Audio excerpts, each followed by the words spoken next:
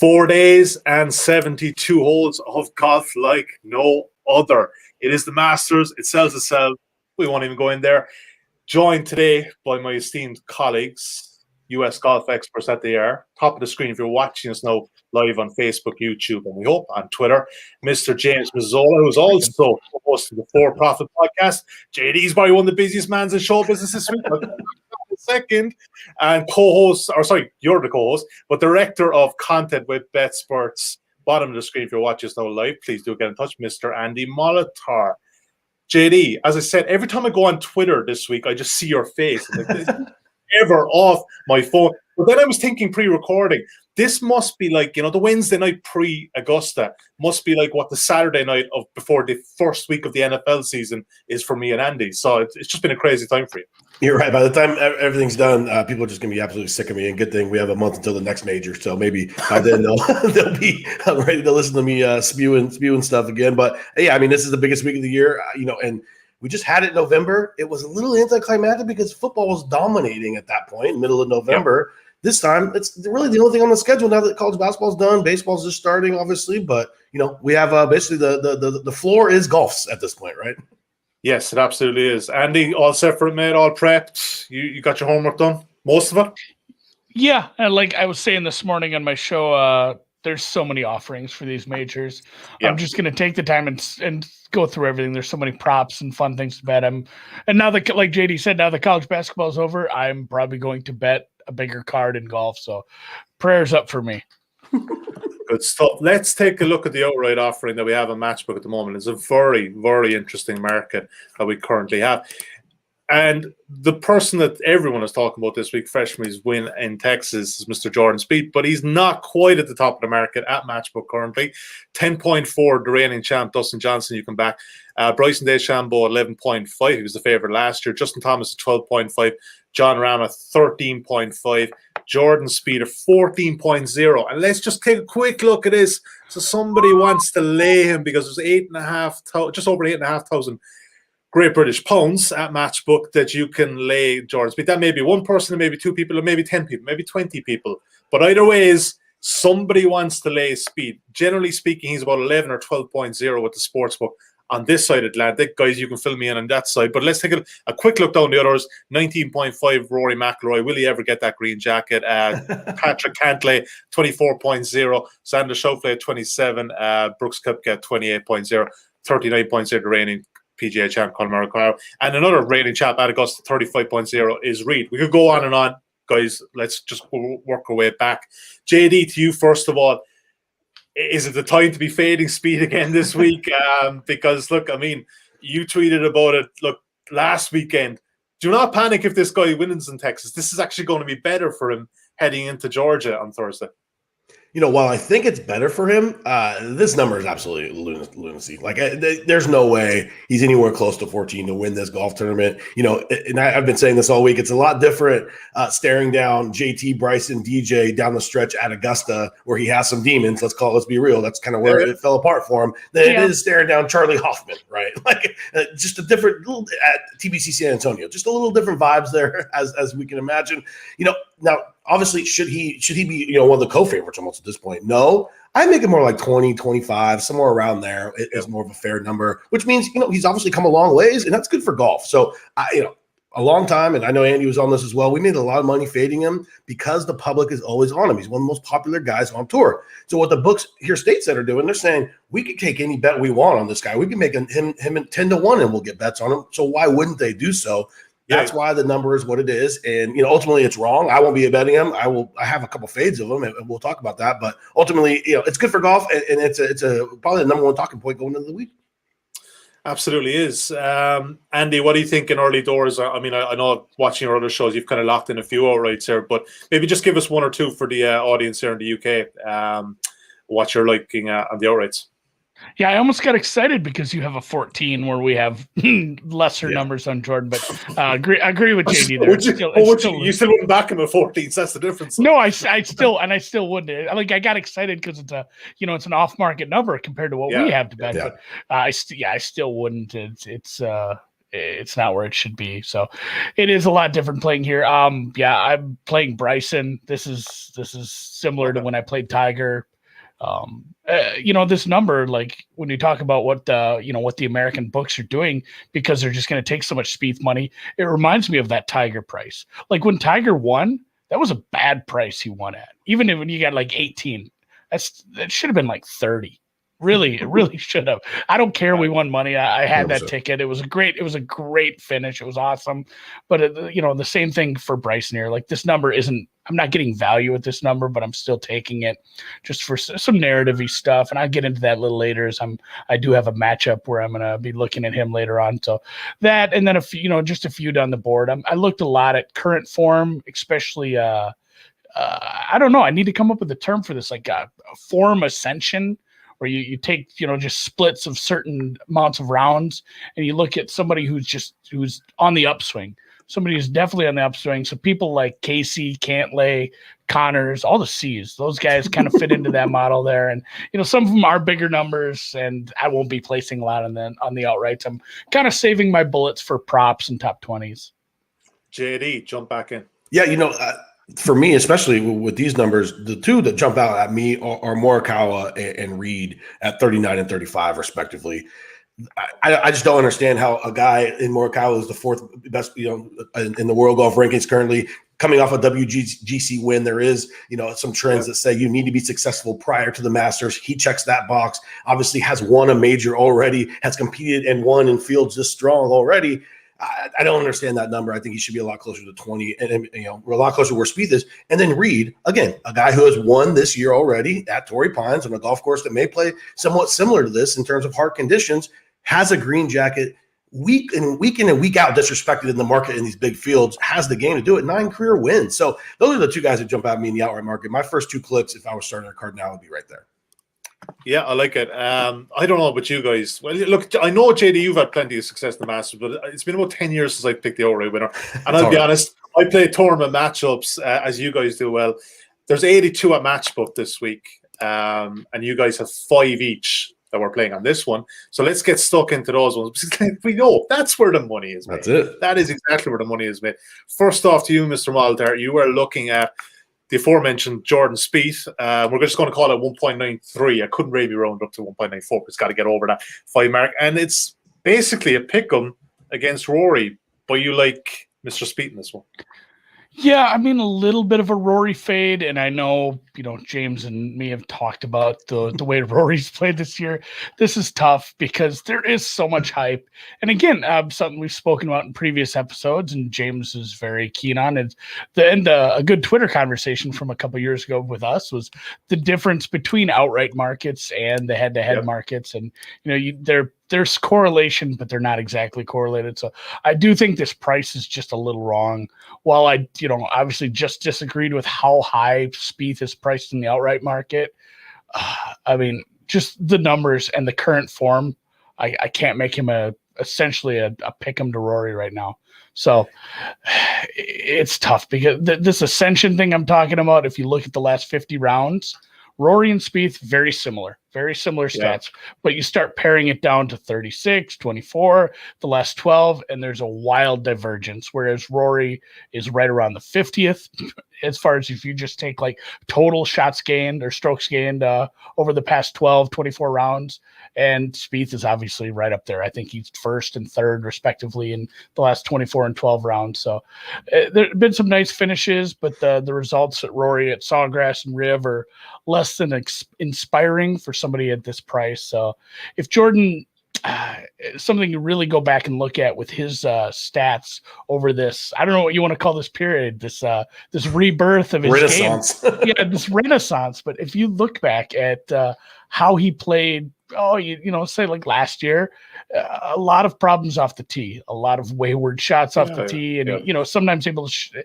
That is something that's really improved if you start paring these things down to more recent form. So if he stays just like semi-accurate off the tee, he's probably competing on Sunday while Rory's maybe in a morning group.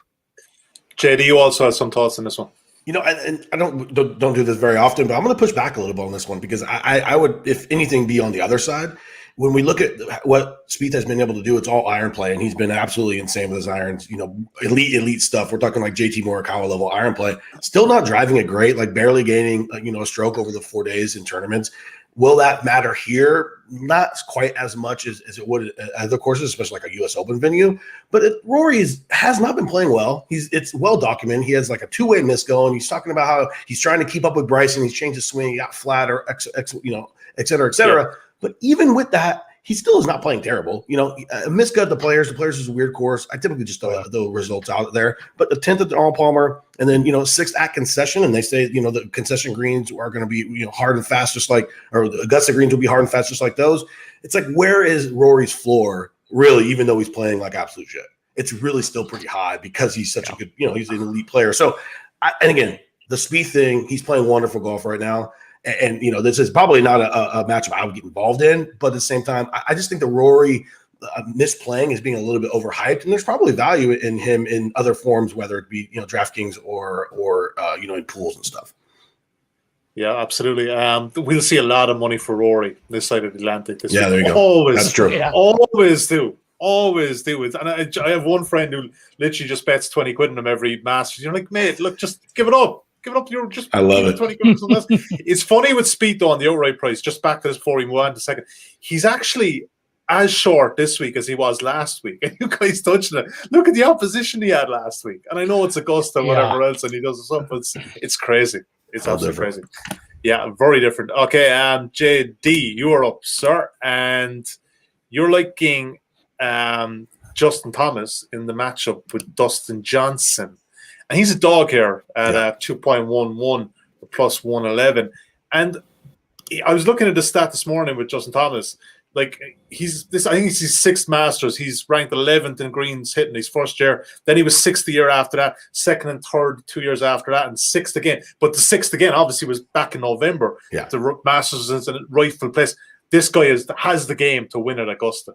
Yeah, has a major championship. It all seems like a long time ago when he won that PGA. Yeah. Coming off a Players victory where, he gained 6.5 strokes on approach, 3.5 off the tee. Even at that WGC concession, he was spraying it all over the place off the tee. Still managed to gain 9.5 strokes on approach. And that kind of form is what I like to see. And again, when we talk about previous winners and we look at those trends, we're looking for guys who have shown success, leading up. That it's really very much correlated to success here at Augusta. I think Reed's the only guy who kind of bucked that trend a couple of years back when he won.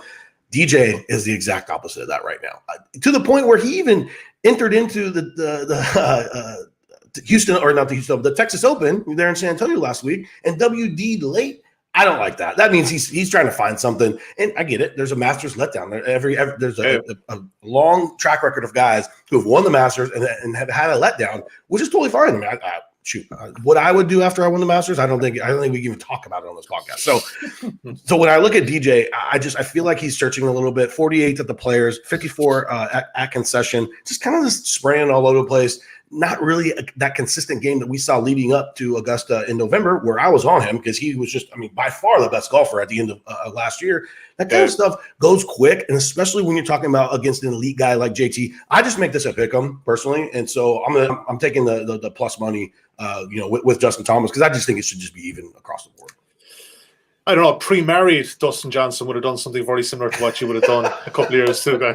But I'm way worse, I would imagine. So yeah, don't be beating yourself up on that, JD. I get it. Let's move on. The next matchup we like here is we're back to the well here with Bryson, are we? You like him to beat Justin Thomas, Mr. Molitor. There are a lot of these. I don't bet these marquee matchups a lot, but again, and everything that James just said about JT, he's playing great. Yeah. He has a win. He's been great. It's just a lot of these. I am going to look at some of these dog prices, especially when I have this a lot closer. Actually, I have Bryson as a small favorite. Anything good you said about JT, you can say almost the same, if not more, about Bryson. His current form is obviously he was right there at the Players. He won the Arnold Palmer. He played well at concession, had a little bit of trouble. That was I feel like it was right around top 20. I'm double check. Yeah, 22nd at WGC. I mean, they both have been playing well. It's really just more narrative-y for me, and the fact that my numbers do make Bryson a small favorite. And if I'm going to get a little bit of a dog price here, I'm going to take it. I like, we mentioned this last night when James and I were talking. I love that you're not hearing the quotes. Maybe the Spieth thing is helping. All this Spieth hype is kind of keeping Bryson, because that was the Bryson hype train that he's talking about. That's November, this course. What was it, James? What did he say? This course should be par 68. A par 68 from like all the shit he talked about this course last year. And he went out and kind of made a fool of himself, kind of. I mean, just by playing poorly. And I'm willing to take him here. I think he's probably focused in on this. He hasn't played in a couple weeks yet. He didn't make it out of his group in match play, had hilariously hit that tree and had the ball come back. But other than that, current form's great. I make him a small favorite here. That was so much fun last November when he just absolutely blew up and he was spending his time inside the trees. It was amazing.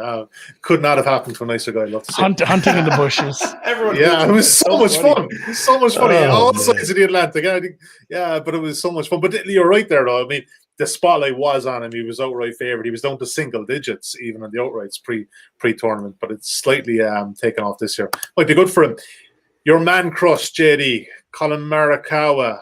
What do you call this guy again? For my people son. who don't listen to your pod? Your son, yeah. He's a dog here in this one. Wow. 2 points there away, plus 108 against Hovland. But what do you make of that one? I mean, like, is Hovland that short in the outright as well? But I don't know. Maybe, again, they're not correlated, but it doesn't make much sense to me. And Hovland's actually in the outright market is a little higher. I think he's trading around 40, 43, something like that. But, this doesn't make any sense to me. What more does Colin Morikawa have to do to get some respect in the betting markets? I mean, he has 4 wins on tour. Hovland has 2. He's won a WGC and a major, the PGA. Hovland's won some off event things like the Puerto Rican Open. I mean, Tony Finau's only win on tour. This should be completely flipped because Morikawa's floor, because of his iron play, he is ultra elite, and as well as Hovland hits the ball. Morikawa is better at every aspect of approach, which is, people say that's pretty important here. I don't know. Tiger, the best iron player in the world. Jack Nicklaus, the best iron player of his time. And right now, Morikawa and JT are the best iron players of their generation here. And again, I like Hovland. This is not really even to say that I'm fading Hovland this week. This price is just wild considering what they've done in their careers. So when you're at a tournament like this, I like the pedigree guys. I like the guys who have shown the ability to win in big fields. Hovland has not shown that. Hovland also really struggles with chipping, and around the tight lies that Augusta has, I mean, that could just be an absolute disaster because it is very difficult to chip off tight lies. I don't have any problem with the fact that Morikawa is one of the shorter elite players on tour. There are some statistics that suggest you need to be long to be successful here. I don't know. He's long enough. He's no shorter than Spieth is, and Spieth has had amazing amount of success here. Tiger is older than hell, and he was fine with his distance off the tee, right? So I don't buy into that, and maybe that's why this market is being shaped, is because Morikawa is, he's like 50th in driving distance, averages, a little under 295 off the tee. Plenty of distance to get around. A golf course that may play hard and fast too, by the way. And if it does, I like him even more because he'll get more rollout. I don't get it. Makes no sense to me. I think you can figure out where the best bet's going on this one. Andy, you also have some thoughts on this one? Yeah, I left this one for you, James. Like, I knew how bad. I mean, it does just feel like a mistake line. And we've looked at a lot of tweets regarding some of the green, not the greens books, but some of these caddies are showing some of their notes where they have drawings of these greens and stuff.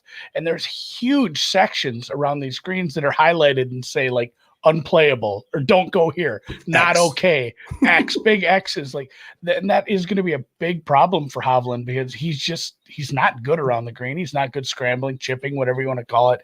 If he runs into some trouble in some of these runoff areas, he's going to have some big rounds. And really, I mean, you talk about driving or how long they're actually sort of similar, I think. And you're not looking for Morikawa to win this thing. You just need him to beat Hovland. I think he can win though too. Yeah, I mean, he could win, but his iron play gets him on. Hovland gets in trouble. This one you might cash this one on Friday. That'd be nice. Yeah, like getting those Friday winners, especially Augusta. Back into your bankroll for round 3 and round 4 matchups. Andy, back to you for this one. You're looking at Lanto Griffin to beat Cameron Champ. Do we do a bet last week? Opposing Champ? I think did one of you guys do? Maybe not. He shot like 78 then 67. It was weird. Yeah, so the betting here is Griffin is 1.81 minus 123 to win this matchup. What's the deal? Have you got much of an edge in this one? Yeah, I make him a bigger favorite. I'll be looking to bet this, maybe lay some strokes with him too. Again, a bit of a champ fade. I'm not, super excited. I'm not this big Lanto Griffin truther, I guess, or Lanto. We still aren't even 1,000% sure how to say tomato. I'm going to go soft L, but yeah, I mean, these are kind of a couple of bombers. We talked about some length can help you here. These guys can hit the ball quite a ways, but this is going to be just based on form. This is, Griffin's not a guy who's going to win here or maybe even compete, but he is just really steady.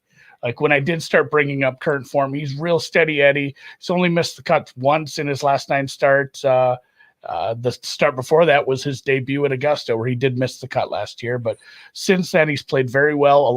It's weird. It's not like he's never threatening on Sunday. He's always like stuck in that 20 to 40 range, which I'm fine with in this matchup because I can see Champ, ejecting. Champ actually very consistent as well, just consistently bad.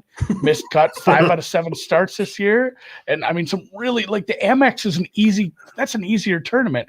He went 77-75 there. Just some real bad results at some places where you should be able to play a lot better. So decent off the tee, but with every other part of his game letting him down, you're not going to make up for it with, like we've talked about off the tee being important here or, being long, but the rest of his game falling apart, it's just not going to make up for it with the long stick, even here. Yeah, that's the beauty with Augusta. You got to have a few things firing for you, not just your long game. Right, next one. We got a European. I like it. I do like it. All right, JD, and you like Mr. Westwood here, who's again a very, very popular pick. Again, a sentimental, emotional pick from UK bettors. But he's 2.54 in this one. It's big price to beat Hideki Matsuyama. Big price. Yeah, just a little respect needs to be put on Lee Westwood. I mean, 2 straight second place finishes where he was in the final group down the stretch and, gaining over 10 strokes on approach and each of those, combined there, ball striking wise, super, super solid. And, if you like the course history angle of it, he has never won here, but he's had plenty of success on this golf course. So he's very familiar with it. Obviously, I mean, he's played in a million of these things since I remember started watching golf. Lee Westwood was in this field. And then we talk about driving and Decky, for all the ball striking that he had in his past, we haven't seen that as much lately. He's lost strokes off the tee in 5 of his last 7 events. Has been able to gain on approach, but not the numbers that we saw back when he was in his, his prime, his heyday, where he was like 12, 13 to 1 here to win. Obviously, one of the worst putters on tour, so we can expect him to lose strokes on the hardest greens there are, on the PGA Tour schedule. This is just way, way too much respect for where Decky's game is right now compared to a guy in Westwood who not only has he shown, playing well here at stateside, he played well during the desert tournament, on the European tour. So it's nothing new. And maybe that's, driving this price a little bit. Those stats are a little bit harder to come by, but I just think this should be a lot closer to a pick 'em considering where Lee Westwood's game is right now and how Decky is just really, really struggling to get off the tee and will absolutely do strokes about it. This may be in your favor. It may not be in your favor, this factoid, but there's just over £7,000 available on the deck. I know it's a short price, it's just on 1.6, but somebody's with you, JD. Somebody's with you on this one. So, yeah. Again, UK bettors looking to take on Matsuyama in this one. Maybe that's where they're going. They're not betting Westwood on the outright anymore. They're just looking at the matchups. Easier to get money that way in that price. That's for sure, yeah. Adam Scott, Jaco Niemann is the next one we're looking at. You like the Chilean in this one, Andy?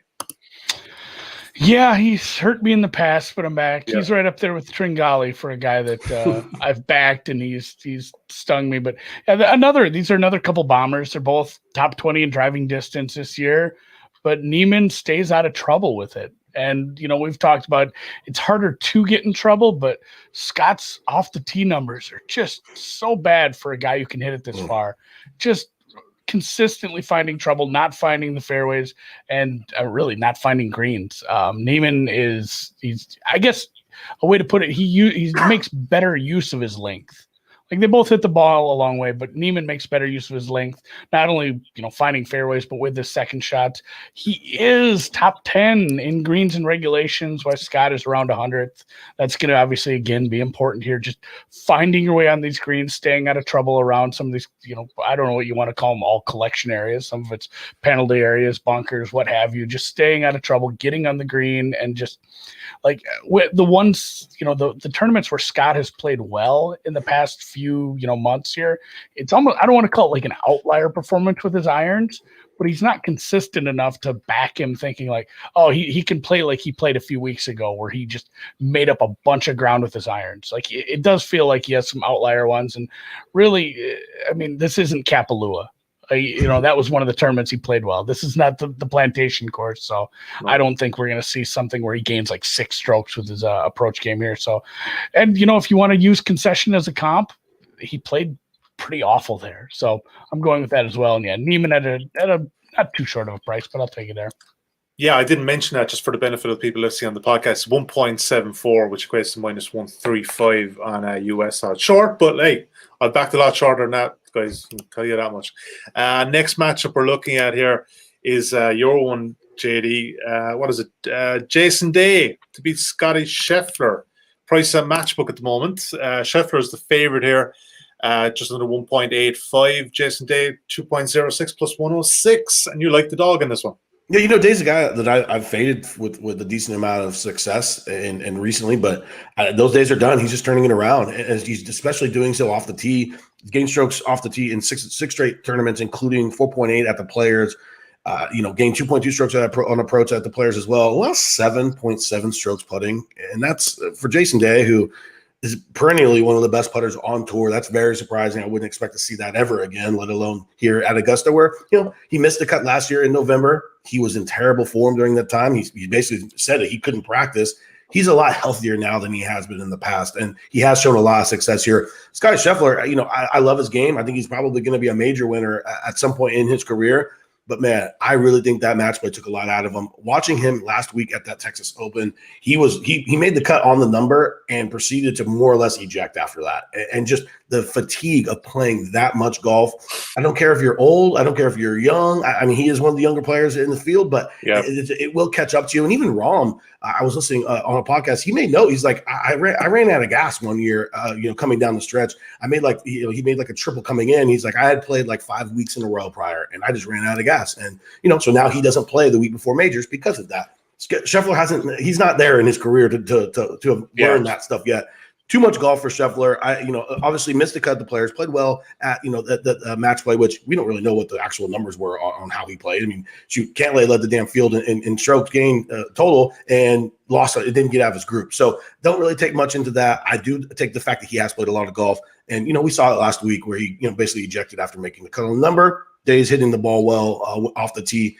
We just needed a little something with those irons, and he should putt fine and get around those greens because he knows them well. Yep, like the angle. It's time for Jason Day to finally do something at Augusta. Andy, next one for you. Corey Connors here, just under 1.8 to beat Bubba Watson, 2.14, and you're taking on. He's won the Masters twice, isn't he, Bubba? You're taking him on this one. Yeah, couple-time winner, I guess. Maybe that's driving this a little. I do make Connors a bigger favorite. He's another guy who I have in like my little ascension model who's just, his tee to green is just so good right now. Like Watson's probably going to outdrive him. But again, accuracy, not only off the tee, but with the irons, probably going to be a deciding factor in this one. So he missed my guy Connors here. He missed the cut in the Genesis with some bad putting, but it wasn't like a blow up. I kind of look back at some of these missed cuts too. I go dig in, see what they actually scored. If I can't remember, looking like, was there like an 80 in there or what happened here? But it was just like a shot or two off with some bad putting luck there. But going back to last year's Masters, top 20'd in 7 of the last 9, including a top 10. That's the reason he's here. He was, I think it's top 12 gets you into the next one. So he qualified for the Masters by playing well at the Masters. So if you want to take Bubba's form from a few years ago, I'm definitely going to take Connors' form. He played well here.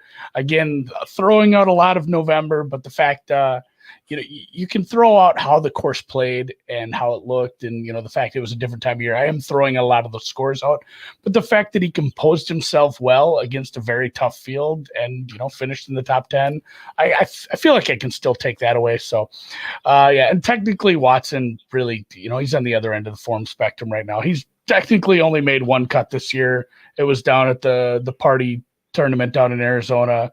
He did finish up the WGC tournament, but that's a non-cut event. He did make the cut here in November, but he did have I think it was a Saturday or Sunday, he had a blow up round, like a 78, 77 or something to finish. What was that? 24 shots off the lead. So his current form at the best. Yeah, I was trying to look at what DJ had finished for the final round, but yeah, he was like 4 over. So I'm not excited about Watson here. Only positive, he's left-handed. That's my pros and cons list. One pro. Yeah, ain't too many of us left, believe me. Right, Paul Casey to beat Sungjae Im. We have another European one to round it off. JD, you like the Englishman here in this one. Sungjae Im, correct me if I'm wrong. The November Masters, he was kind of right up there, wasn't he? Yeah, final group. Him, DJ, and Abraham Answer were there. Down the stretch. Look, I love Sung Jae. I love his game. I think he's a good player, and he likely multiple winner on tour. He has one win. Could definitely compete in majors. Here's the thing: if he's just the best putter in the world, then I will just lose this bet and I'll be fine with it. What he has done to be able to get 8th at Honda, 17th at the Players, 21st at the Arnold Palmer, gaining 5.7 strokes putting, 4.6 stroke putting, and 7.6 stroke putting. That's ultra elite, like not sustainable shit right there. He's never shown that over the course of his career prior. Did it a lot more with his ball striking, which is absolutely terrible right now. He's lost strokes on approach in 4 of his last 5 tournaments. Has been gaining off the tee, so that will help him this week. But if he just breaks even putting, he's not anywhere close to top 20 in these things. He's maybe even just barely making the cut. So if Sungjae is the best putter on tour, then I'll just lose this bet and I'll be fine with that because I don't think he is. These are way outlier performances. And when we look at Paul Casey, he's just doing what he always does. The guy's a ball striking machine. He's actually putting halfway decent here and there. You never really know what you're going to get with the guy with the flat stick. Could be good, could be bad. But what we do know is he's going to gain strokes on approach. 4.4 at the Players en route to 10th. 5 at the API, 6.5 at the Amex, a 5th, a 10th, a 5th, and an 8th in his last 4 starts. That's the kind of form I like, and it's based on ball striking, not lipping in a couple of 10-footers rather luckily, which I think that's kind of where Sungjae is right now. So to me, I pick him right now. Casey should be at least American odds 120 to 125 here. So I'll take I'll take Casey in and he's just too short here. Yeah, Casey 1.93 minus 108 currently at matchbook.com. Speaking of which, as I said, there's 82 matchups. Not only just the 82 this week at matchbook.com. That's actually down on last week. But again, a smaller field this week. Not everyone just gets into the Masters. But Spieth's involved in about 6 of them. DJ's involved in about 6 of them as well. So there's a lot of them there. Check out matchbook.com for that. Do you want to do a quick recap of what you guys have before we get to best bets? Andy has Spieth to beat Rory, Bryson to beat JT, Lanto Griffin to beat Cameron Champ, Niemann to beat Adam Scott, Corey Connors to beat Bob Watson, and JD has JT to beat DJ, Morikawa to beat Hovland, Westwood to beat Matsuyama, Day to beat Scheffler, and Casey to beat Im. 5 picks each, gentlemen. Best matchup bet.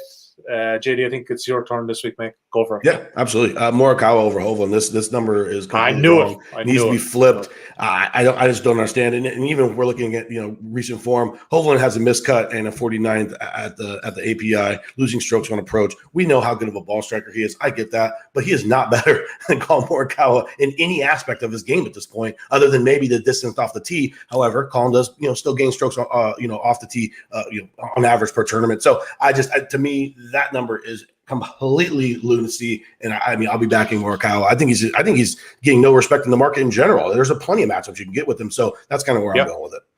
Absolutely, he's involved in a couple of Matchbook and elsewhere, no doubt. Andy, you seeded that bet to JD, but what's your best bet for this week? I'll take the champ fade, Mr. Griffin. That's just I like that price quite a bit too, just based on really how bad Cameron Champ is playing. I think it's fully, even with the changing in rules, it's kind of hard to miss the cut here with the amateurs and the old guys. I do really think I really do think I'm going to catch this one on Friday. I'm fully in on a champ explosion eject here. Yeah. That old guys thing. I know there's sentimental people out there, but I'm like, oh, come on. I will say, though, about the Masters. The Masters app is so good, guys, isn't it? It's, oh, my God. Can't wait to fire that thing back up. So good. I just downloaded it yesterday. It's like this time of the year. It's just magical 100%. compared to the PGA app. Right. On that note, we're out of time. JD, best of luck, mate. Thank you. Like I said, it's your Super Bowl week. Andy, it's still a good week for us. It's just, the Masters is the Masters. It's good. It is pretty good. Best of luck with your bets out there. Thank you for watching, and thank you for listening today. Like I said, 82 matchups at Matchbook. And more or less, best price on Mr. Jordan Spieth. Going to be a popular pick this week, I would suggest. Best of luck, as I said. And until next week, we will talk to you then. Take care.